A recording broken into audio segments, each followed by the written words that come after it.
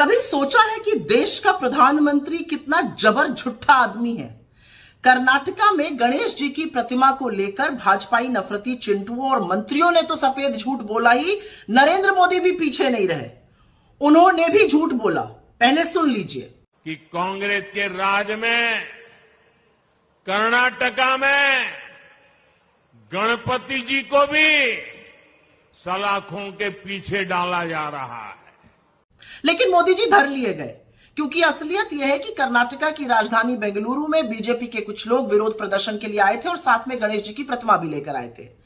यह ईश्वर का अवमानना है, अपमान है, मूर्ति खंडित भी हो सकती थी। तो सूझबूझ दिखाते हुए कर्नाटका पुलिस ने मूर्ति ले ली, पहले वैन में रखी और उसके बाद अपनी जीप में रखकर पुलिस स्टेशन ले गए, वहां पर पूजा अर्चन किया और विसर्जित कर दिया मूर्ति को। उसकी तस्वीरें भी आपको दिखाई दे सकती हैं।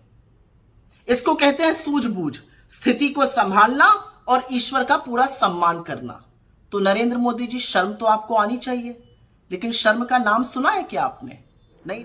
पिछले 10 सालों में जम्मू कश्मीर में हर चीज का दाम बढ़ा है, बाकी देश में भी बढ़ा है, लेकिन आपके लिए वो दिक्कतें और ज्यादा हैं, क्योंकि जम्मू कश्मीर में इस देश में दूसरे नंबर पर आपकी बेरोजगारी है। तो बेरोजगारी और महंगाई का जो कॉम्बिनेशन होता है वो बड़ा लीथल होता है, और उसके चलते आपको जो दिक्कतें हुई है उसके बारे में मैं अगले 5-10 मिनट में जरूर बात करूंगी। पानी की किल्लत, महंगी बिजली, 65%, 65% of government jobs are lying vacant and there is no plan to fill these government jobs. बेरोजगारी सबको पता है, और उसके बाद 65% गवर्नमेंट जॉब्स खाली क्यों है, इसका जवाब तो सिर्फ एलजी और उनके दिल्ली में बैठे हुए आका दे सकते हैं।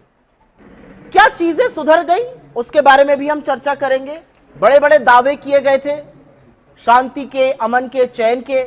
यह अलग बात है कि जब 2024 का चुनाव आया तो जो शांति, अमन, चैन के बारे में अपनी ही डींगे हाँकते थे, वो ना श्रीनगर लड़ने लायक थे, ना अनंतनाग राजौरी लड़ने लायक थे, ना बारामूला लड़ने लायक थे, तो वो सब रण छोड़ के भाग गए।